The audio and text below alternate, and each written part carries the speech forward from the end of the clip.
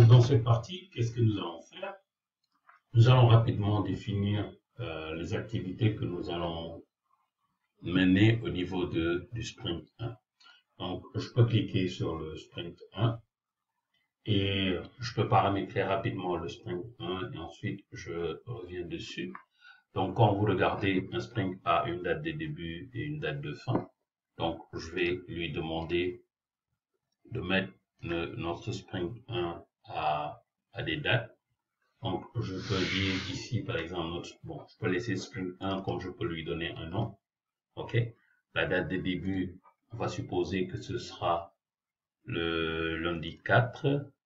Et la date de fin, on va faire des sprints de 2 semaines. OK. On va dire le 18. Et je mets save. Et automatiquement, regardez, nous avons notre burn down chart pour le sprint 1. Donc, on peut revenir à notre work item. Donc, dans nos backlogs. OK. Alors, dans nos backlogs, je vais dire que notre product backlog item 1, je vais le mettre dans le sprint 1. OK. Donc, j'ai un product backlog item et 2 tâches. Donc, mise en place du menu, je vais mettre ça dans le sprint 1 aussi.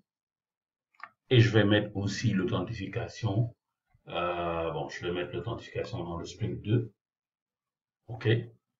Authentification et module de recherche. Bon, je vais mettre authentification, module de recherche. OK. Et le reste dans le sprint 3. Mise en place module d'enregistrement des lecteurs dans le sprint 3. OK. Dans le sprint 3. Très bien. Donc, en résumé, j'ai dans mon sprint 1, voilà ce qu'on appelle le current sprint. J'ai 2 product backlog et 2 tâches. Ici, je n'ai encore rien. Et si je définis ici une tâche, mise en place du menu, donc choix du template, OK, save and queue.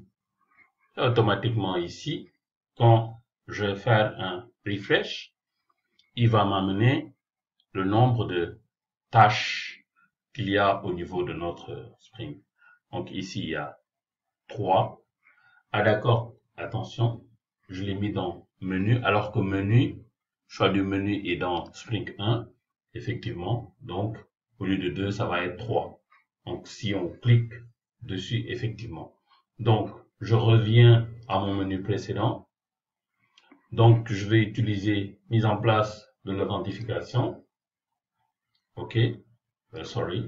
Donc, choix de identity, pas choix, implémentation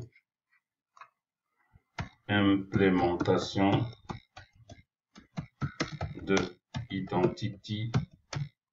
OK. Donc, implémentation de identity et automatiquement Spring 2, vous voyez, on a 2 product backlog items et 1 task, donc une tâche.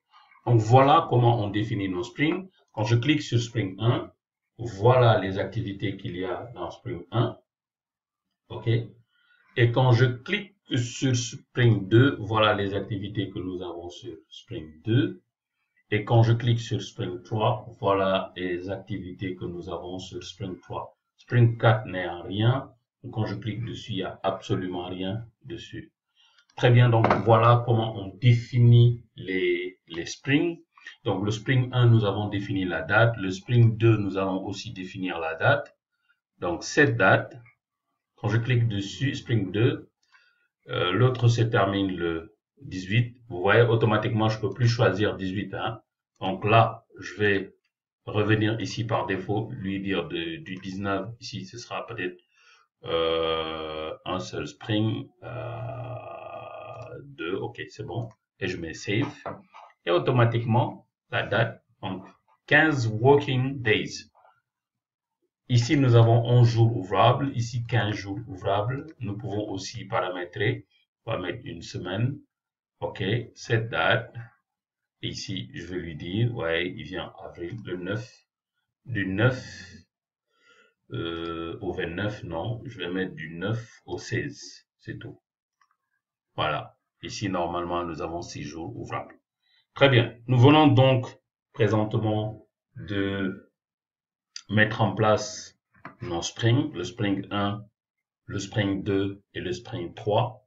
Nous allons maintenant passer à une phase très importante, c'est la phase vraiment de coding.